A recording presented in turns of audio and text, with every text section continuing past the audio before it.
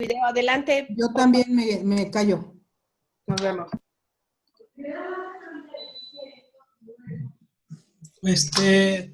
Muy buenas noches a todos. De parte del Consejo Mexicano de Reumatología les damos la bienvenida a esta sesión conjunta nacional con el tema esclerosis sistémica, impartida por la doctora Blancadela Mota Mondragón, y que es especialista en medicina interna de reumatología, maestra en ciencias de la salud por el IPN, adscrita al servicio de reumatología del Hospital Central Militar y profesora invitada de la especialidad de medicina interna en el mismo, y es consejero vocal del Consejo Mexicano de Reumatología. Buenas noches, doctora, adelante. Sí, muchas gracias, buenas noches.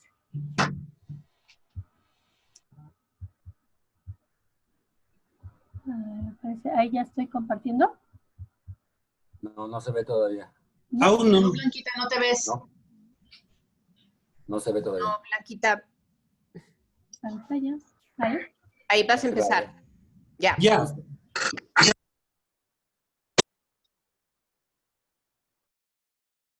Listo, ahí estamos, ¿verdad?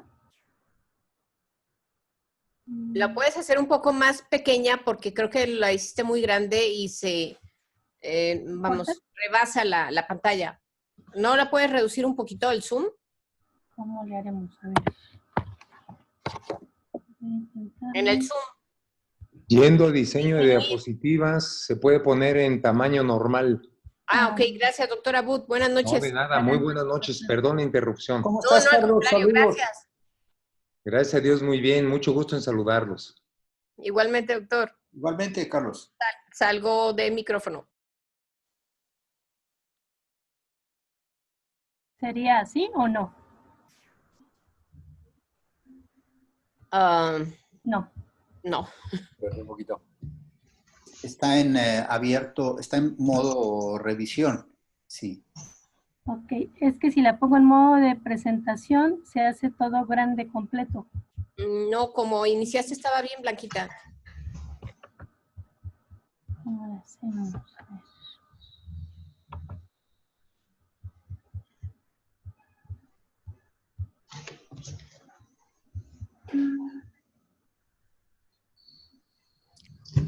En la parte inferior derecha debe de haber algo que es menos a más y ahí puedes ajustarlo.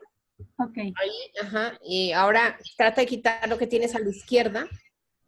Ujú.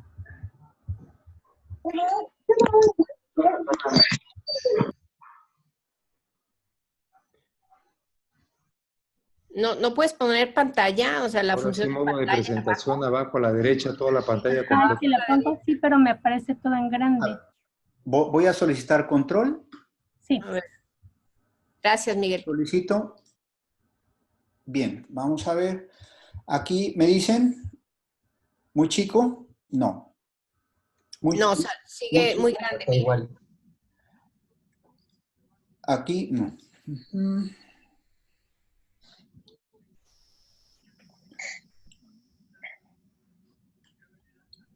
A ver, vamos a ver aquí.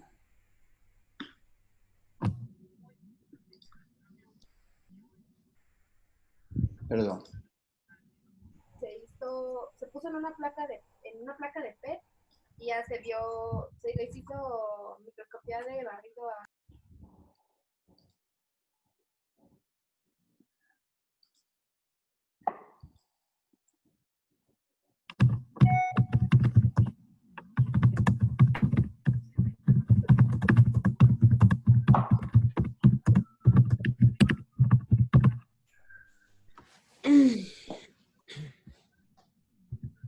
A ver, ¿es algo de control ahí? Si quieres, te dejo ahí controles. No, pero no se ve bien, Miguel. No se ve bien. Se ve como cortarse como en dos diapositivas. Se fragmentó. Sí.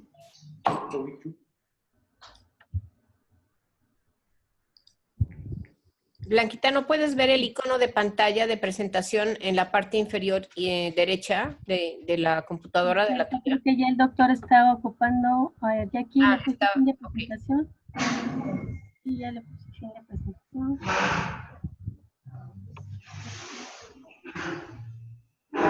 A ver, busca, si quieres buscar abajo y a la derecha, control de el tamaño de pantalla. Sí.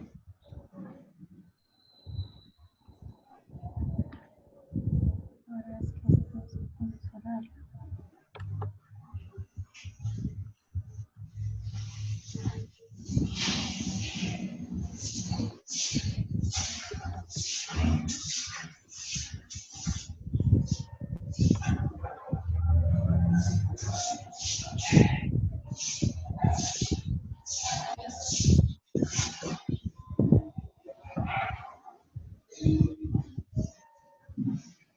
No sé si así ya se puede o no. No, se sigue viendo igual. Siendo grande, ¿verdad? Y queda igual de grande y se pierde. Sí, es que no sé por qué me apareció.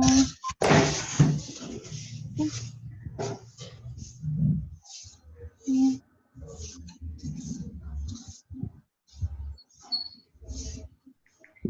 ¿Por qué no intentas acercar una de tus diapositivas y las vas pasando, aunque no sea en forma de presentación? Porque creo que va a ser más fácil.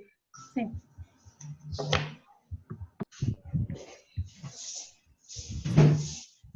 La otra es que pudieras hacer tu archivo PDF. Ok.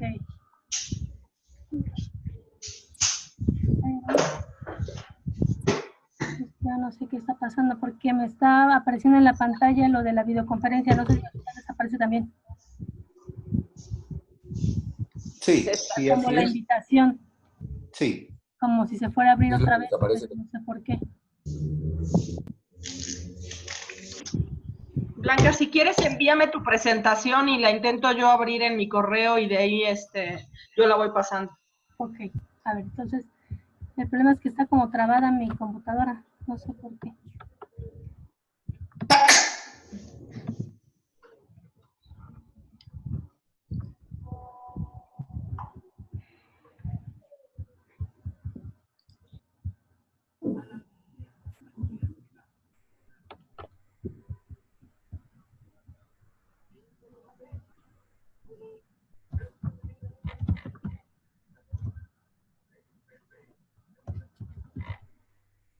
Te puedes desconectar mejor un ratito, mandas el archivo para no entretenernos más.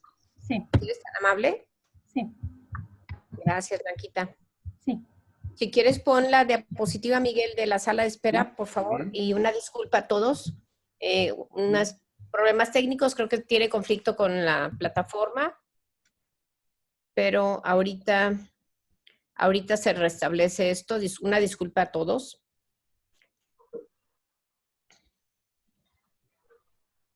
¿Me avisas, Angélica, cuando te llegue? Es algo. Sí, claro.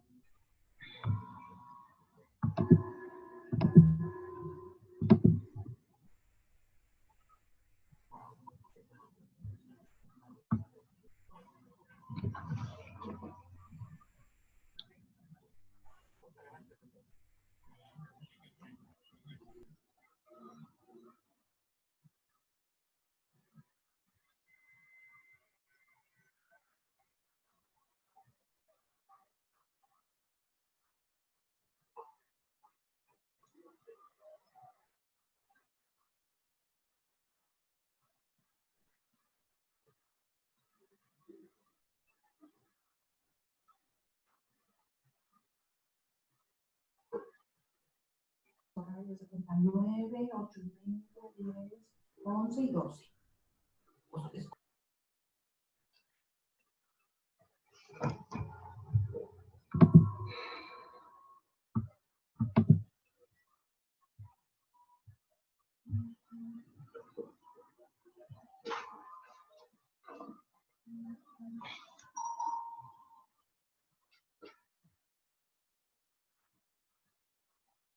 La doctora Angélica Vargas va a aprovechar estos pequeños minutos, para hacer una interacción con ustedes, residentes. Adelante, Angélica, por favor. Bueno, pues más que nada seguiría, muchas gracias, Mónica, preguntarles qué les ha parecido esta iniciativa. Digo, obviamente es una etapa complicada para todos ustedes, pero cómo se han sentido, qué les han parecido los temas, etcétera. Ojalá que nos puedan, ahorita que están abiertos los micrófonos, ir diciendo algún comentario mientras podemos arreglar esto técnico, o en su defecto, mediante el chat, irnos diciendo algún comentario. Pueden abrir sus micrófonos. Quien guste comentar, por favor. ¿Alguien? ¿Algún residente? ¿Nada?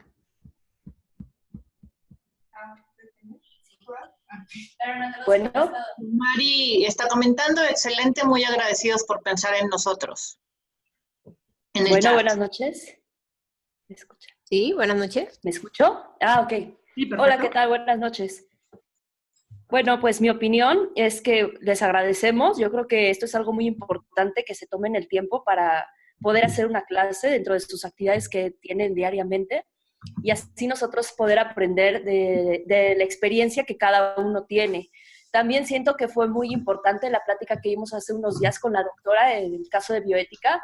Sería yo creo que bastante bueno poner un poco más de sesiones de este tipo para poder reflexionar y que nos ayude en nuestra práctica clínica diaria.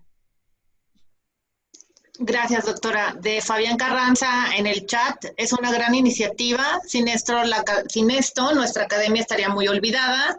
Y de HJIM, extraordinaria iniciativa. Estamos muy agradecidos y esperamos que se continúen realizando. Bien, pues una disculpa, sigan poniendo lo que ustedes deseen.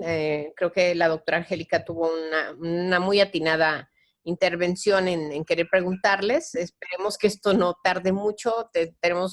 Nos disculpamos, obviamente, como consejo, pero bueno, son cuestiones que están más allá de nuestro control. Esperemos que se restablezca rápido la señal. Discúlpenos. Nuevamente, perdón, Moni, de Fabián Carranza, se nota el empeño y las ganas que le imprimen a cada una de las pláticas.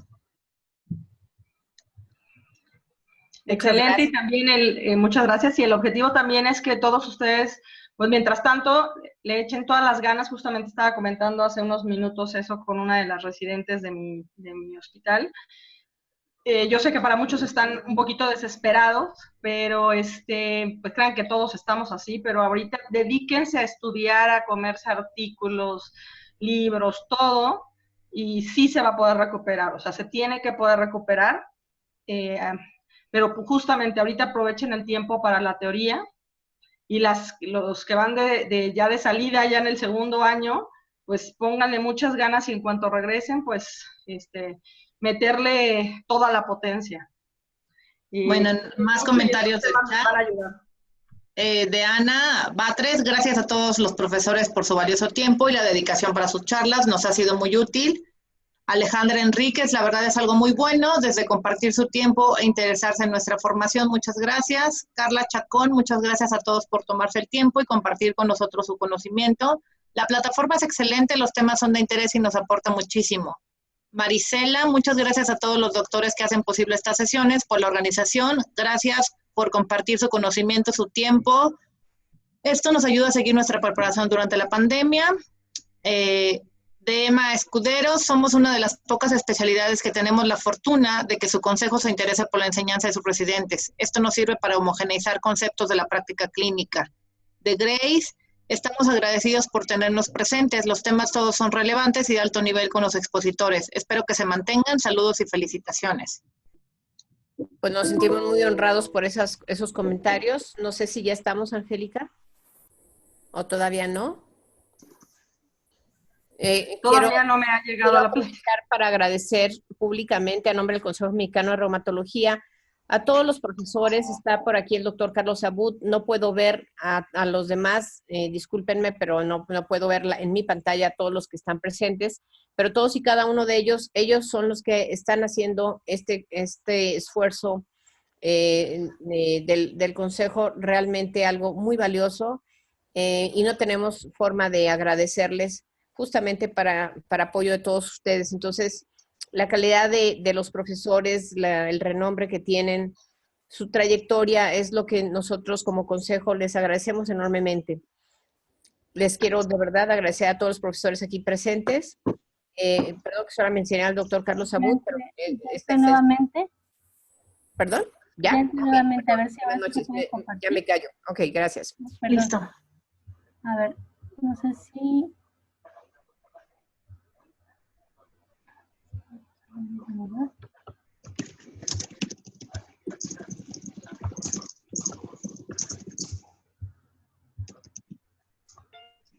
Si la dejo así, ¿se ve?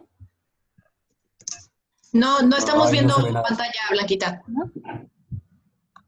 ¿No? No se ve.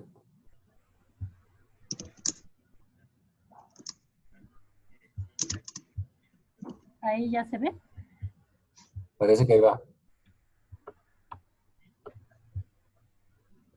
Listo, ya se ve. Nada más darle presentación a ver si ya se abre correctamente. Lo que pasa es que le doy presentación y se abre muy grande. Ok. No sé si ahí se vea bien. Ahí, más, Mejor ahí así. está bien. ¿Ahí? Se ve bien ahí. Ahí. Bueno, ahí le voy a dejar. Listo. Entonces. Bueno, pues muy buenas noches. Agradezco la invitación a la doctora Mónica Vázquez del Mercado. Una disculpa por tanta demora. Y bueno, el día de hoy vamos a hablar de la esclerosis sistémica. La agenda para el día de hoy pues es muy breve. Vamos a hablar un poco de la definición, de la historia, la etiología, la epidemiología patogenia, criterios de clasificación, los nuevos de EULAR-ACR, un poquito de capilaroscopía, las escalas de discapacidad y me voy a centrar un poquito más en el manejo de la enfermedad pulmonar intersticial, en el abordaje, digamos, y en algunos tratamientos futuros y pronóstico. Entonces, podemos definir a la esclerosis sistémica como una enfermedad generalizada, es parte de las enfermedades difusas del tejido conectivo, cuya etiología es desconocida, pero sabemos que va a producir fibrosis y cambios degenerativos. Lo más llamativo es en la piel, pero también va a ocurrir en la membrana sinovial, en los vasos arteriales, en el músculo esquelético y también en órganos internos, especialmente en el tracto gastrointestinal, en el pulmón, en el corazón y en el riñón. La prevalencia de la esclerosis sistémica se estima aproximadamente en 1 a 6.500 adultos y otras series mencionan que puede ser de 7 hasta 489 casos por millón de habitantes. La incidencia de esta enfermedad va del 0.6 hasta 122 casos por millón de personas por año y vamos a ver que es más frecuente en las mujeres que en los hombres con una relación de 4 a 1. Generalmente se va a manifestar en las pacientes entre la tercera y cuarta entre la tercera y cuarta de la vida o los 40 y los 50 años de edad. Con respecto a la historia, se han hecho diferentes investigaciones, sobre todo de las manifestaciones a nivel de la piel, las manifestaciones dérmicas de esta enfermedad. Es una enfermedad muy antigua que se describe desde el año 400 a.C. en la época de Hipócrates, donde describe a un ateniense con una enfermedad en la que se observaba la piel dura, y de ahí deriva de ese vocablo escleros, que significa endurecida, empiezan a manifestarlo o a comentarlo de esta manera, como una enfermedad de escleros. En 1700, Carlo Curzio describió la piel con apariencia y una textura de madera a nivel de la boca, alrededor de la boca y también en el cuello. Para 1836, John Battista Antonetti ya acuña como tal el término de esclerodermia en pacientes con alteraciones tanto en la piel como a nivel de las articulaciones. En 1942, Klemperer clasificó la esclerosis sistémica dentro ya de las colagenopatías.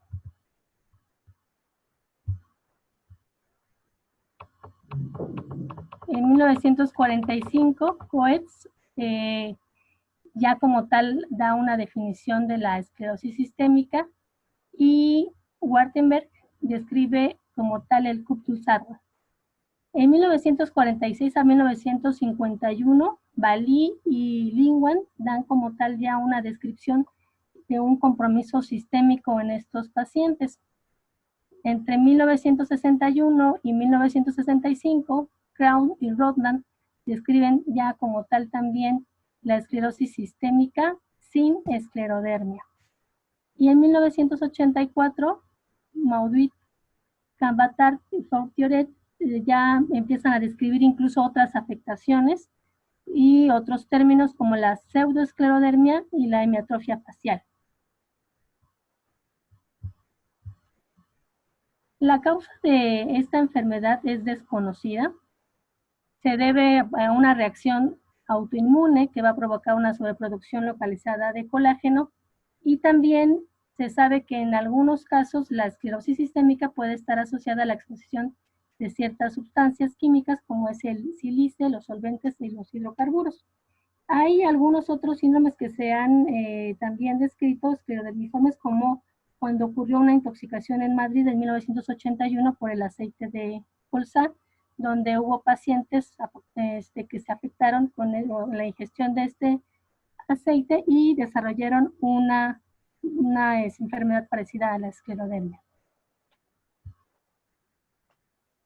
La patogenia va a estar dada por tres circunstancias principales. Vamos a ver que va a haber una vasculopatía de pequeños vasos, va a haber producción de autoanticuerpos y va a haber una disfunción de los fibroblastos que va a conducir a una mayor producción y depósito a nivel de la matriz extracelular. Dentro del HLA que está asociado a estas enfermedades está el A1, el B8, el DR3, el DR5, el DRW52, y estos van a tener cierto pronóstico, la presencia de estos antígenos de histocompatibilidad. El DR5, por ejemplo, se menciona que se asocia a una progresión más lenta, mientras que el DRW52 va a tener una progresión rápida de la enfermedad y una fibrosis pulmonar más temprana.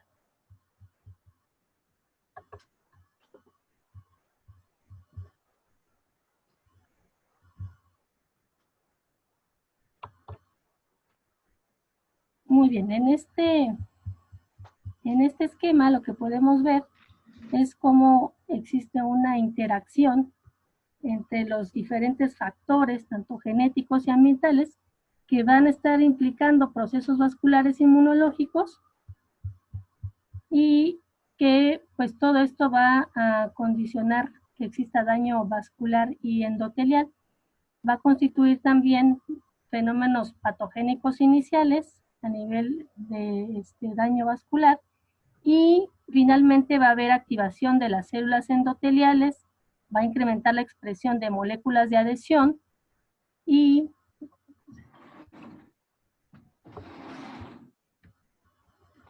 finalmente pues esto va a provocar la secreción de quimiosinas, lo que va a traducir en una inflamación y reacciones autoinmunes.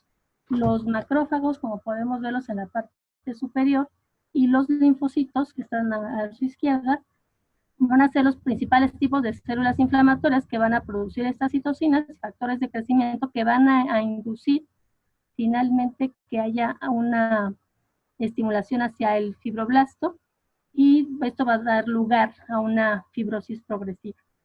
Los linfocitos T, pues también sabemos que están implicados en la producción de autoanticuerpos por coestimulación con las células plasmáticas.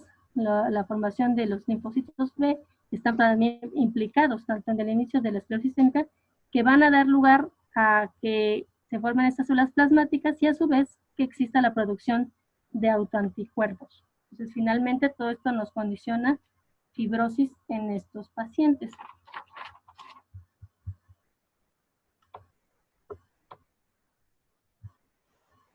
Pues podemos distinguir que existen principalmente dos subconjuntos o formas principales de la esclerosis sistémica cutánea difusa, y otra que va a ser la limitada, y una tercera forma de esclerosis sistémica que esa se va a llamar únicamente limitada porque no va a tener afectación en la piel, entonces le vamos a llamar una esclerosis sistémica sin esclerodermia.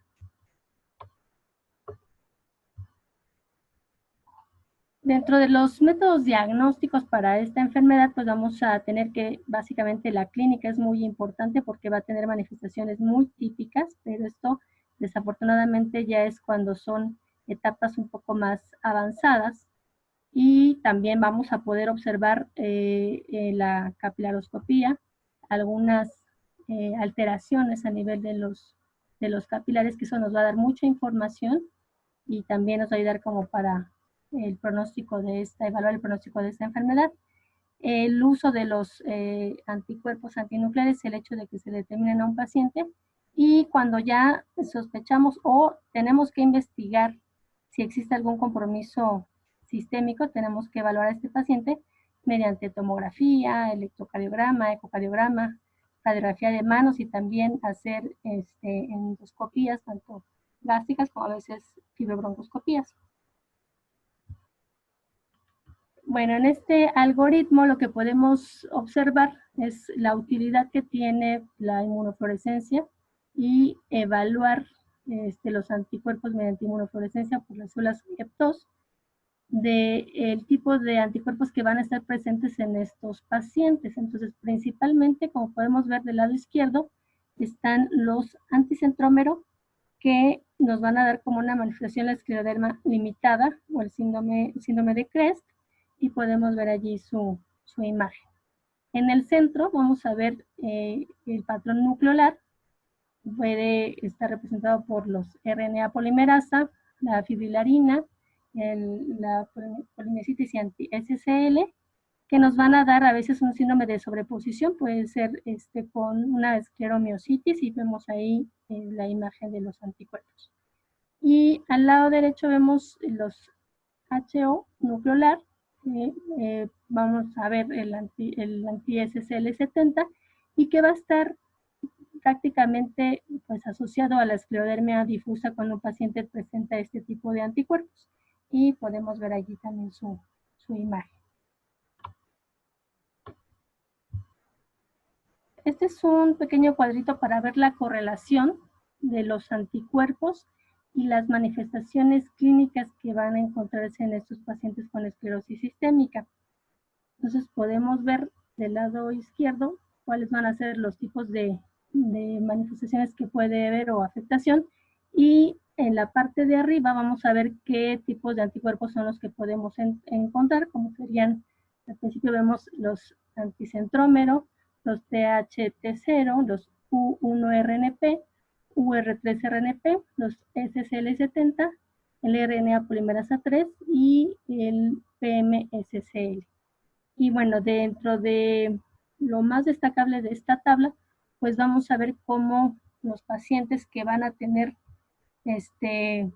mayor afectación, por ejemplo, a nivel de la crisis renal, pues van a ser aquellos pacientes que son afroamericanos, que van a estar afectados con una esclerosis sistémica difusa, pueden tener afectación de la piel, puede haber alteraciones musculares, y van a desarrollar una enfermedad más grave, con la presencia de hipertensión de la arteria pulmonar, más fibrosis pulmonar, y pues obviamente la presencia de la crisis renal.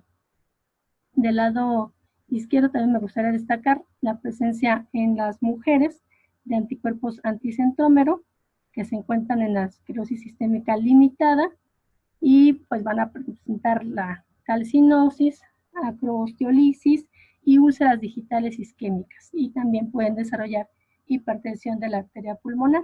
Entonces, vemos también cómo los primeros 4 anticuerpos son capaces de favorecer el desarrollo de hipertensión de la arteria pulmonar en estos pacientes, y como los otros 3 que están aquí, digamos, del lado derecho, tanto el UR3RNP, anti-SSL70 y el RNA polimerasa, van a caracterizarse más por la fibrosis pulmonar.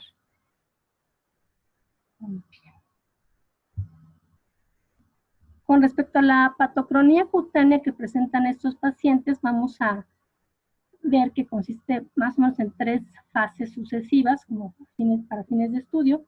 Una primera, que es la fase edematosa, en la que es una etapa inicial donde se van a afectar principalmente los dedos de las manos y van a adoptar la forma de salchicha. En la segunda fase, que es una fase indurativa, vamos a ver cómo la piel ya parece más engrosada y a la vez comienza ya a verse tirante. Y en la tercera fase ya hay la presencia de atrofia y adelgazamiento cutáneos, y ya pues son las fases avanzadas, como podemos ver en la fotografía, que pues ahí ya no hay duda que se trata de una paciente con esclerodermia. Entonces es muy importante tener en cuenta la fase inicial edematosa para que estos pacientes tengan un diagnóstico oportuno y por lo tanto también un tratamiento más temprano. Bueno, entonces aquí podemos observar en estas fotografías cómo existe una afectación importante en las manos, la presencia de la esclerodactilia y también un fenómeno de Raynaud severo, ya con la presencia de úlceras digitales y necrosis. Y del lado derecho aquí vamos a una paciente con una facies característica de esclerodermia que nos llegan al consultorio y podemos ver cómo incluso su piel se ve brillante, como hay un afilamiento en la nariz, la boca se ha hecho más pequeña y vemos cómo también hay presencia de pliegues cutáneos periorales.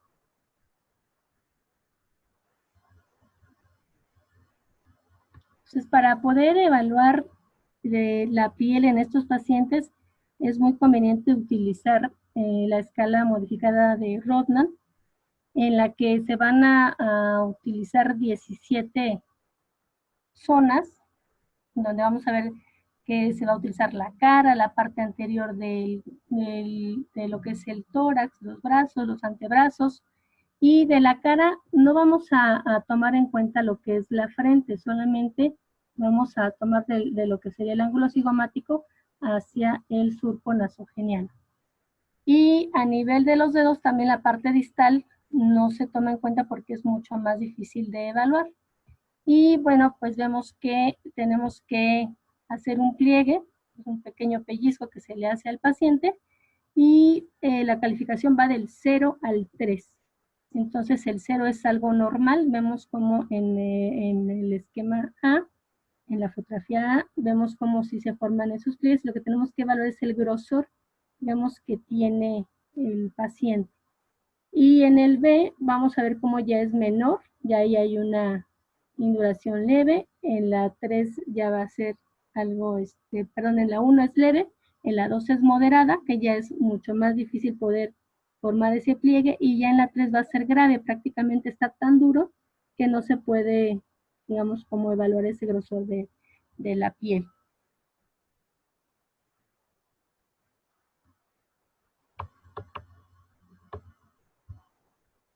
Bueno, el fenómeno de Raynaud prácticamente está en el 95% de los pacientes que tienen esclerosis sistémica, y pues ahí tenemos que evaluar si se trata de un fenómeno de Raynaud primario o secundario. Hay pacientes que, bueno, se va a desencadenar este tipo de fenómeno básicamente por el frío, a veces por situaciones emocionales, y va a ser muy característico de estos pacientes. Entonces, tenemos que forzosamente evaluar, hacer una capilaroscopía del lecho unguial para poder determinar si se trata de un fenómeno de Raynaud primario o secundario, y eso también nos va a determinar en fases tempranas si estamos ante la presencia de una paciente o de un paciente que va a desarrollar en algún futuro esclerosis sistémica, o únicamente es un fenómeno de Raynaud primario. Bueno, aquí para los residentes un pequeño recordatorio. Aquí vemos en este esquemita del lado izquierdo cómo está en este 1 un capilar que está tortuoso. Vemos en el 2 la dilatación eferente que tiene este capilar. En el 3 vemos un megacapilar, y en el 4 ya es un capilar que tiene ramificaciones arborescentes. Y el 5 ya únicamente se ve el plexo venoso subcapilar. Entonces, va a pasar por 3 fases también que podemos encontrar en la capilaroscopía. Los hallazgos más frecuentes va a ser un patrón precoz que vemos aquí al lado izquierdo, donde la estructura va a estar conservada.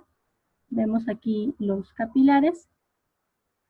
Y del lado derecho, en la parte superior, ya vemos algunas megacapilares y dilataciones en la parte de abajo.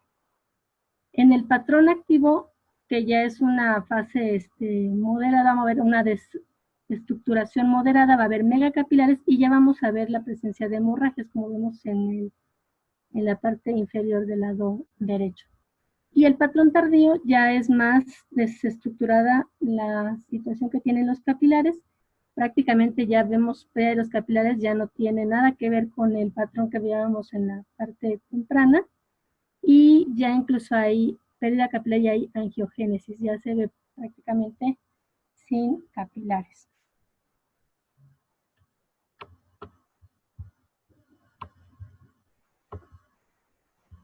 Bueno, esta línea del tiempo es para evaluar cómo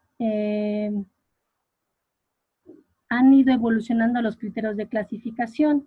En 1980, la ARA había propuesto unos criterios que se tenían que cumplir, un criterio mayor y criterios menores, y después ya en 1988 y 1990, Leroy empieza también a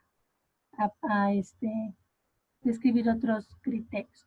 Pero es hasta el 2013 cuando ya ACR y EULAR empiezan a trabajar en conjunto y entonces ya se publican estos criterios de clasificación que nos son de gran utilidad porque en los otros nos faltaba a veces o nos quedaban pacientes que no podíamos clasificar en esas enfermedades y que podría ser que ya estuvieran con la enfermedad y a veces a lo mejor no tener el tratamiento adecuado por no considerarlos dentro de esta enfermedad o clasificarlos dentro de esta enfermedad.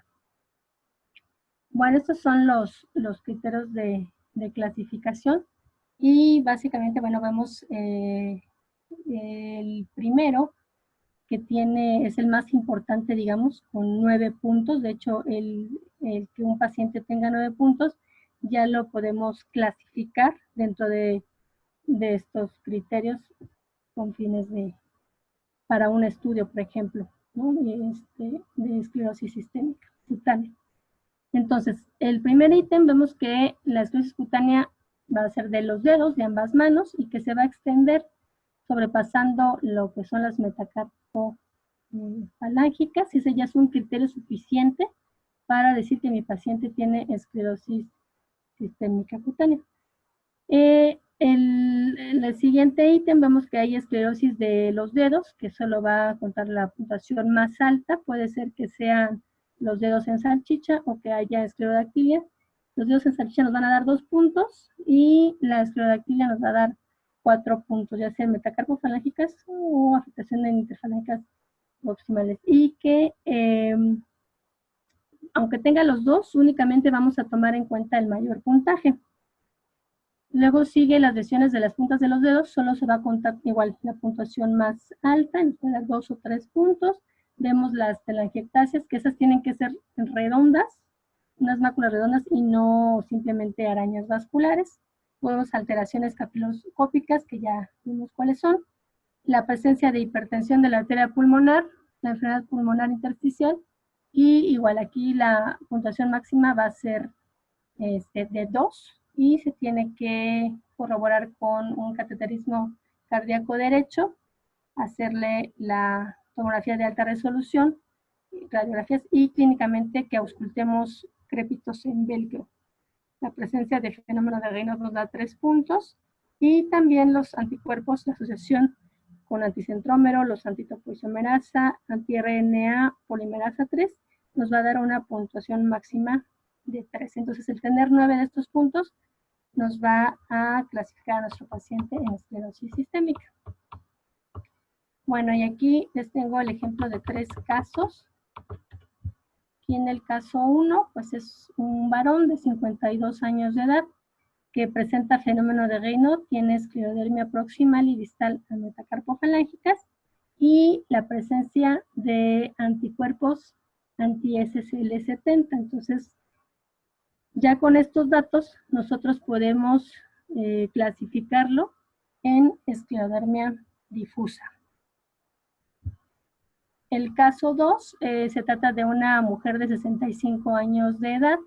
Ella presenta fenómeno de Raynaud ya de larga evolución, tiene la capilaroscopía patológica y tiene anticuerpos antinucleares con un patrón antinucleolar. Hay presencia de telangiectasias, como podemos ver en su foto, que son redondas, como lo comentan los criterios de clasificación, y también ella presenta hipertensión pulmonar. Entonces a ella la podemos clasificar en esclerodermia limitada. El caso número 3, una mujer de 38 años de edad que presenta fenómeno de Raynaud, edema en manos nada más, tiene algunas cicatrices en sus manos en mordedura de rata en pulpejos y la capilaroscopia ya es patológica. Entonces, si usáramos nosotros los criterios antiguos, pues el caso, en este caso, pues no estaría, la paciente no la podríamos clasificar. Sin embargo, aquí podemos notar que pues ya es una paciente, la podemos considerar que es una esclerodermia de inicio y evidentemente hay que darle tratamiento.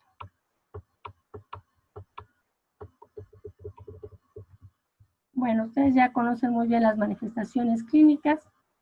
La presencia de alteraciones a nivel esofágico, que va a haber una estenosis en los, generalmente en los 2/3 inferiores del esófago, lo que va a condicionar que hagan una disfagia baja los pacientes.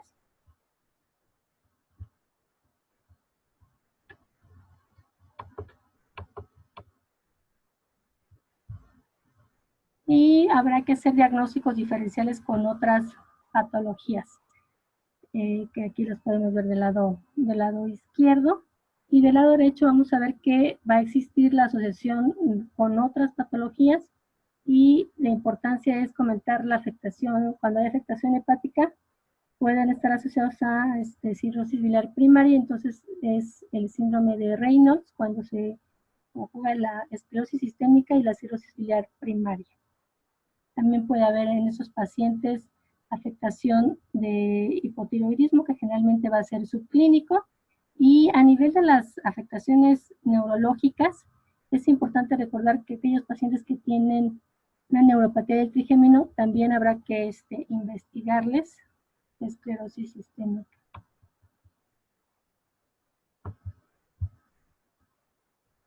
Muy bien, dentro de las manifestaciones clínicas a nivel renal, vamos a ver que puede existir crisis renal aguda en algunos pacientes y lo importante es instituir tempranamente tratamiento con inhibidores de la enzima convertidora de la angiotensina.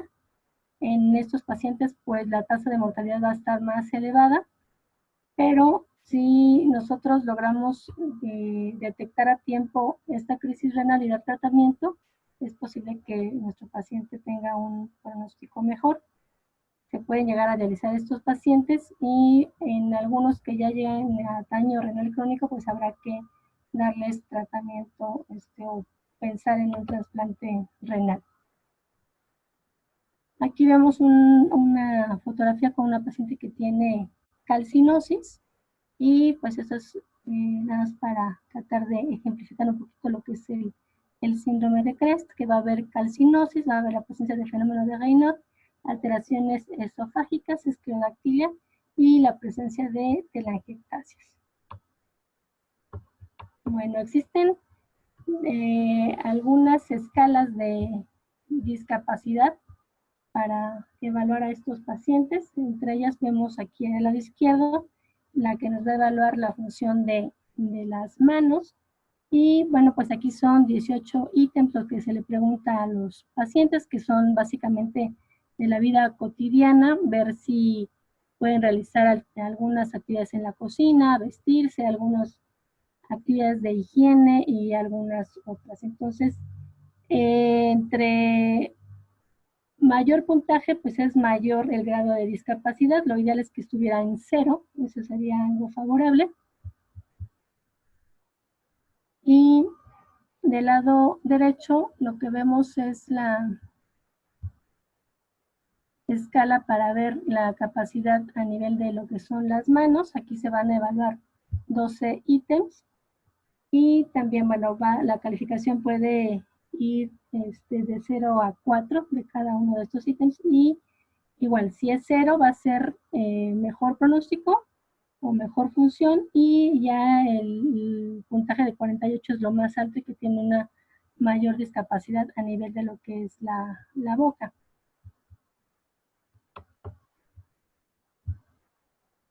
Bueno, existe también esta escala de actividad de EUSTAR. El EUSTAR pues es el acrónimo del Euler Scleroderma Trials and Research, que bueno, fue creado en Florencia en diciembre en el 2002 y fue presidido por el doctor Matucci. Y pues básicamente es como para juntar pacientes y llevar un estudio a nivel inicialmente europeo, pero actualmente pues es mundial. Entonces ellos propusieron esta escala de actividad, donde vemos aquí en la parte de arriba que toman en cuenta la escala de Rodnan modificada y van dando ciertos puntajes, si hay la presencia o no de escleroderma, alteraciones a nivel de la piel, si se han presentado úlceras activas, si ha habido algún empeoramiento en el último mes del paciente, si ha habido artritis y cómo está, si hay una disminución en la capacidad de difusión del monóxido de carbono y si hay elevación de la BCG por el método de Wertengren y la presencia de hipocomplementemia.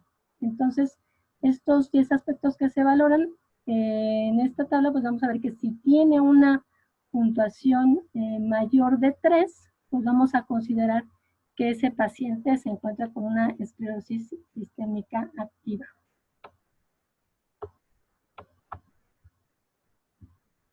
Bueno, el seguimiento que le vamos a tener que dar a estos pacientes, sobre todo en aquellos que sospechamos hipertensión de la arteria pulmonar, pues va a ser con las pruebas de función pulmonar, que va a ser la prueba de caminata de 6 minutos. Vamos a tener que evaluar la capacidad vital forzada, la capacidad de difusión de monóxido de carbono y también, idealmente, pues hacer ecocardiograma según los síntomas de los pacientes y algunos de ellos se tendrán que someter a un cateterismo cardíaco derecho. Muy bien, bueno, pues en cuanto a los pacientes que tienen o sospechamos la hipertensión de la arteria pulmonar, ustedes ya conocen bien este algoritmo. Y aquí les presento las recomendaciones de las prácticas en población de alto riesgo. Esto es del último simposio que se llevó a cabo en Niza en el 2018 y donde se hicieron las siguientes recomendaciones en pacientes de alto riesgo de hipertensión pulmonar. Entonces, los pacientes con esclerosis sistémica que pertenecen al grupo 6, pues vemos que le dan importancia a determinar la capacidad de difusión del monóxido de carbono. Si estuviera en menos de 80, pues hay que realizar la detección anual, como ya veíamos en el algoritmo DETECT que les presenté en la diapositiva anterior. Y también seguían las recomendaciones europeas del 2015, el hacer lo que es el ecocardiograma transtorácico y estar viendo el cociente tanto de la capacidad vital forzada como de la capacidad de difusión de monóxido de carbono, si da un puntaje mayor de 1.6 en ausencia de una enfermedad pulmonar intersticial y que exista la elevación por encima de 2 veces los niveles normales del N terminal, propéptido natriurético cerebral, pues también se tiene que hacer este protocolo. Bueno, cualquiera de estas detecciones, si es positiva, se va a tener que realizar el cateterismo cardíaco derecho. Si la capacidad de difusión del monóxido de carbono es mayor a 80, la detección se tendrá que hacer únicamente con ecocardiograma y no tendríamos que someter al paciente a un cateterismo cardíaco derecho. Entonces va a depender mucho de la capacidad de difusión de monóxido de carbono.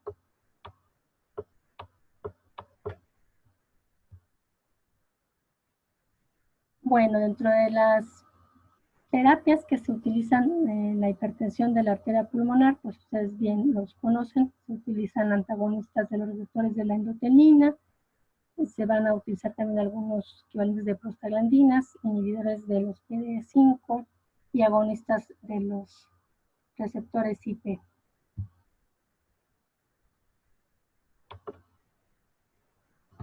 Bueno, este es un artículo que recientemente, bueno, el año pasado presentó el doctor David Ruffet, que nos muestra una revisión del manejo de los pacientes que tienen una enfermedad pulmonar intersticial asociada a esclerosis sistémica. Recordemos que la enfermedad pulmonar intersticial, junto con la hipertensión de la arteria pulmonar, pues son de las principales causas que llevan a la muerte a estos pacientes con esclerosis sistémica. Entonces, él en esta tablita nos muestra aquí, junto con sus colaboradores, los hallazgos de predictivos cuando hay o que va a haber una mayor progresión de enfermedad pulmonar intersticial. Entonces, hizo una revisión muy exhaustiva. Aquí están las referencias. Y el hecho de ser hombre y ser de raza afroamericana, pues es de los factores de mal pronóstico. Tener una esclerosis sistémica difusa y de los biomarcadores que se encuentran en estos pacientes, bueno, vamos a destacar los anti-SSL70, lo del patrón nuclear también, y la presencia de anticuerpos anti-HTO, UR3RNP. Y a nivel de lo que sería las pruebas de función pulmonar, pacientes que tienen capacidad vital forzada menor de 70 y pacientes que tienen capacidad de difusión del monóxido de carbono menor a 55 también van a tener peor pronóstico. Y es muy importante a todos los pacientes someterlos a una tomografía de alta resolución, de tórax de alta resolución. Y si vemos que existe fibrosis en alrededor del 20-25% o que existe un involucro del pulmón mayor de 20%, pues son datos de mal pronóstico que van a tener estos pacientes. Y en este artículo también nos sugiere que dentro de la tomografía que se le haga al paciente, se haga una imagen supina y una imagen en prono para poder evaluar a estos pacientes. Entonces, vemos aquí en esta flechita cómo existe la presencia de imagen en vidrio despulido y cómo se replica aunque el paciente esté en una posición prona. Y aquí nos muestran con este asterisco la presencia de discreta dilatación de lo que es el esófago. Bueno, este es un algoritmo para ir detectando si mi paciente tiene o no en la tomografía de alta resolución, si encontramos datos o no de una enfermedad pulmonar intersticial. Si no, pues aquí nos dicen qué es lo que tenemos que estar haciendo, evaluarlo cada 4 a 6 meses o a un largo de 3 a 5 años, especialmente en aquellos pacientes que tienen alto riesgo, como lo habíamos mencionado en la tabla 1, y pacientes, por ejemplo, que tienen alteraciones en la tomografía, pero que la enfermedad de subclínica, pues también aquí nos dicen cómo debemos de abordarlos. Y del lado derecho, aquellos que ya tienen o manifiesta la enfermedad pulmonar intersticial. Entonces, aquí tenemos ya que utilizar tratamientos inmunosupresores.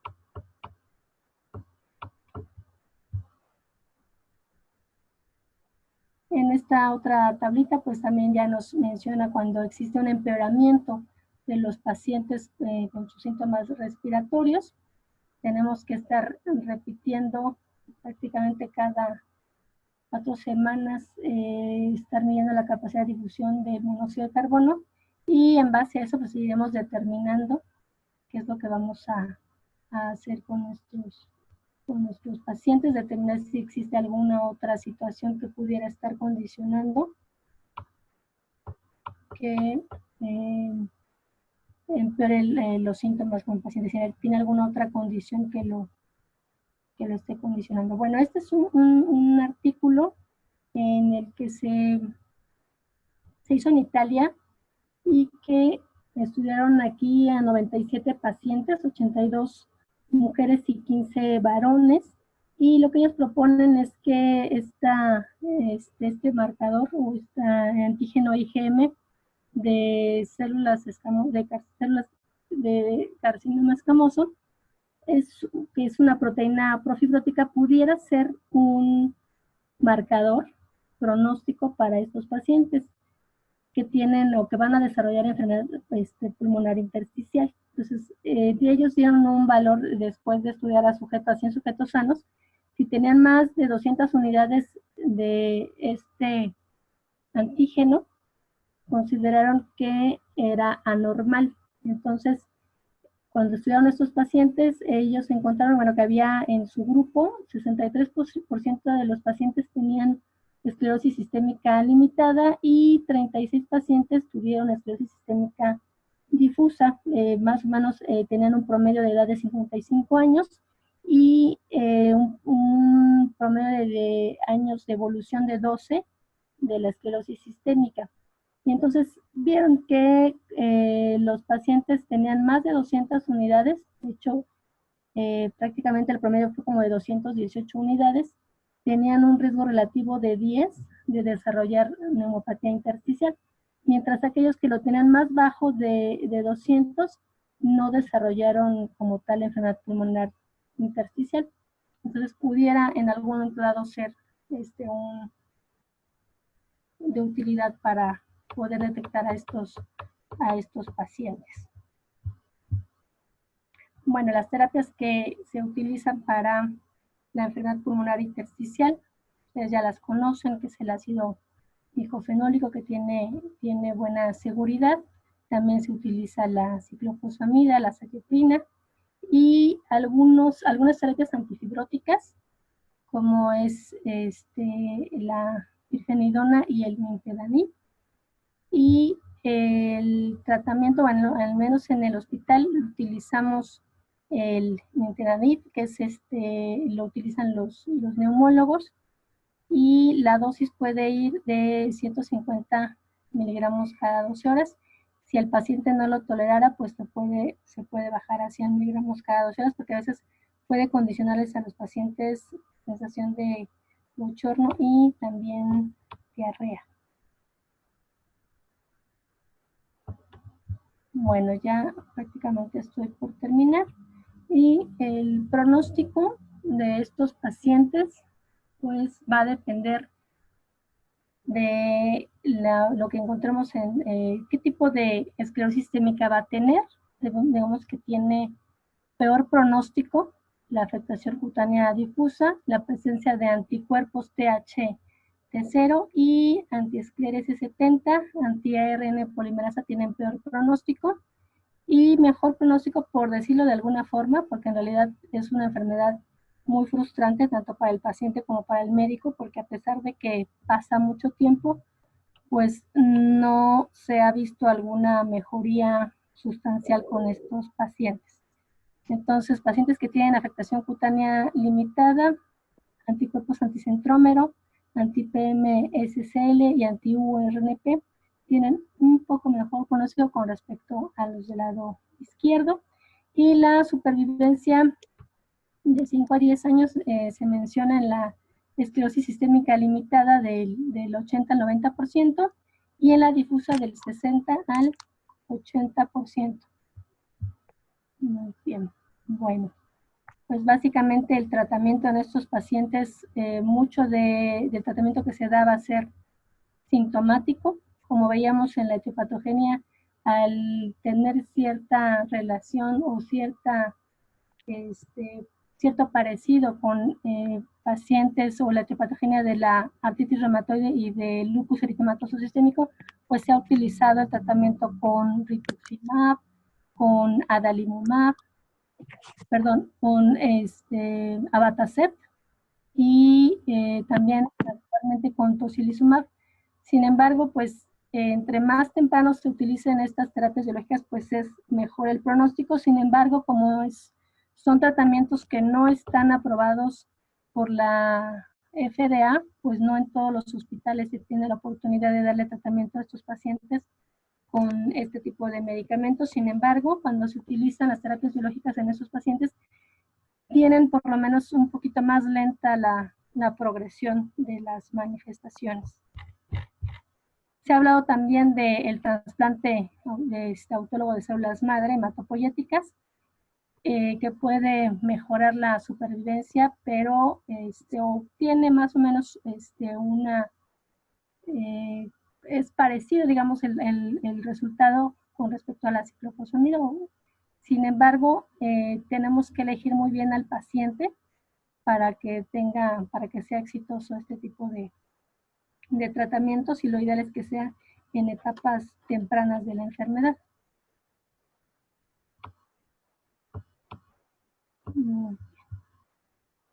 Bueno, este es un pequeño artículo ahí que me encontré de un derivado sintético del cannabidol pudiera en algún momento dado prevenir la cicatrización de la piel y el tejido pulmonar. Apenas está en estudio fase 2 y probablemente en algún momento dado se pudiera a lo mejor utilizar y que pudiera tener un poquito más de accesibilidad para los pacientes por su costo. Bueno, y eso sería todo. Muchísimas gracias, doctora. Aquí se deja el código para que lo escaneen y nos hagan favor de contestar la encuesta respecto a la plática. Y pasamos a la sección de preguntas, doctora. Sí. El doctor Efrén nos pregunta qué evidencia hay en cuanto a la mejoría o retraso de la progresión de la enfermedad con inmunosupresores en etapas tempranas. Sí, entre más temprano se utilice los tratamientos inmunosupresores, sí mejora el pronóstico de los pacientes y se hace de hecho más lenta la progresión de la enfermedad. Sin embargo, como tal, los pacientes en general pues en determinado momento, digamos, va a ser inexorable el desarrollo o que siga progresando la enfermedad, ¿no? Tenemos pacientes, por ejemplo, en el hospital que están en tratamiento con rituximab o con abatacept y al menos su sobrevida ha mejorado. Al menos, por ejemplo, como veíamos ahí, a 10 años la supervivencia que era del 80%, tenemos ya pacientes con una sobrevida de más de 15 años, aunque cada vez se deterioran más y pues se presenta la enfermedad pulmonar intersticial y la hipertensión de la arteria pulmonar, que finalmente es lo que los lleva a la muerte.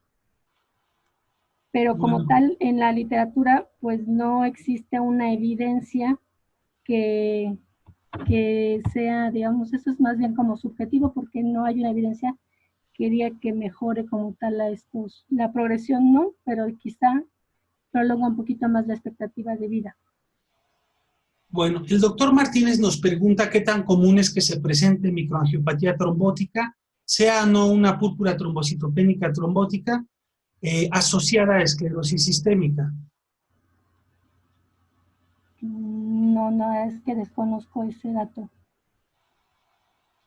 Enterado, la doctora Alejandra Ramas nos pregunta cuál es la incidencia de crisis renal esclerodérmica y qué otras características puede presentar el paciente que cursa con este cuadro. Bueno, también se va a presentar en pacientes de la raza afroamericana, generalmente. Y, ¿cuál fue la otra pregunta? No entendí la otra pregunta. ¿Cuál es la incidencia de crisis renal? ¿Qué otras características puede presentar el paciente que cursa con este cuadro? Y si hay algún factor de riesgo para que se presente. Bueno, alrededor del 15 al 19% de los pacientes pueden llegar a presentarlo y pues sus manifestaciones pueden ser que el paciente puede tener hipertensión. En algunos pacientes puede también presentar una crisis renal normotensa, digamos. y lo importante aquí va a ser que estemos evaluando los hallazgos a nivel de los azuados. Pueden tener una elevación de la creatinina, la presencia de proteinuria, hematuria. Puede haber también trombocitopenia, que van a ser de los hallazgos que se pueden encontrar en estos pacientes.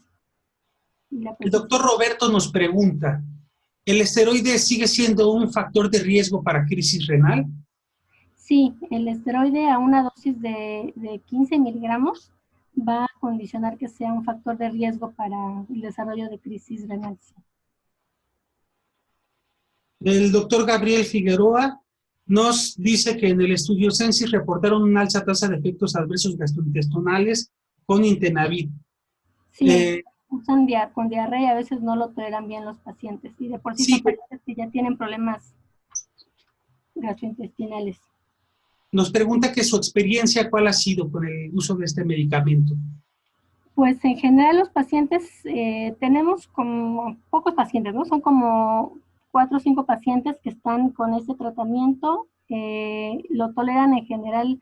Bueno, las mujeres, tenemos 4 mujeres y un hombre. El paciente varón no lo ha tolerado muy bien el medicamento, precisamente porque ha presentado náusea y también diarrea.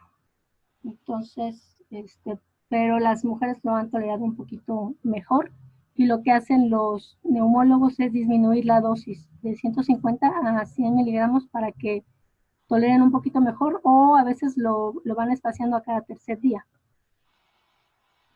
Entendido. La doctora Alejandra Dueas nos pregunta si en su experiencia usted recomendaría la realización de capilaroscopías seriadas como parte del seguimiento en los pacientes con esclerosis sistémica, y si es así, ¿cada cuánto tiempo realizarla?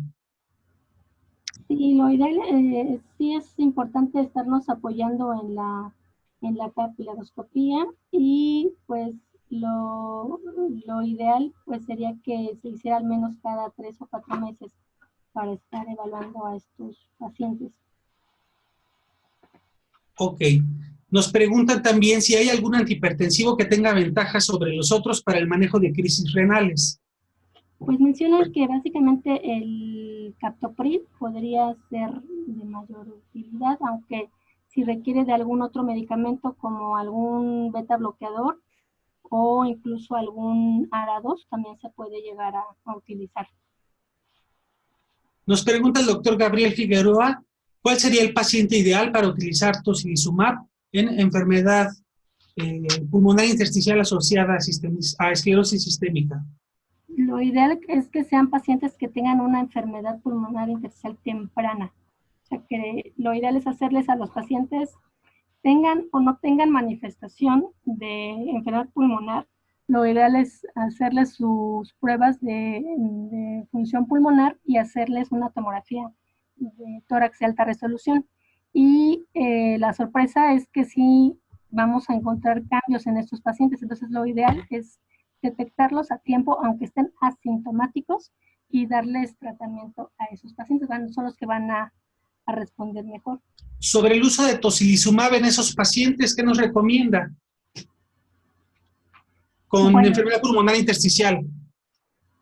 Sí, lo que hacemos, prácticamente lo que hacemos como en otras enfermedades, ¿no? Que es copiar la dosis que utilizamos en pacientes con artritis reumatoide, y les vamos dando, en este caso a veces no lo hacemos cada 4 semanas, a veces vamos, porque también tenemos un alto volumen de pacientes por otras enfermedades, y entonces a veces no tenemos tanta capacidad en el centro de mezclas donde se aplican estos tratamientos. Entonces lo que hacemos es aplicarles cada 6 semanas o cada 8 semanas, y los neumólogos pues los van evaluando cada 4 meses, les vuelven a hacer sus pruebas de función pulmonar, y la tomografía la hacen cada 6 meses. Bueno, doctora, ya no existen más preguntas aquí en el chat.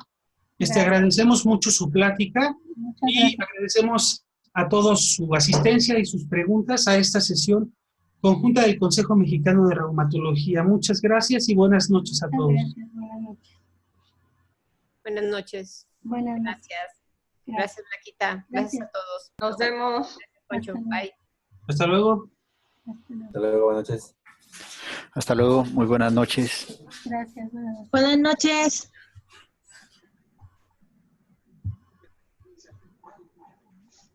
Nos vemos, que descansen. Bye. Gracias.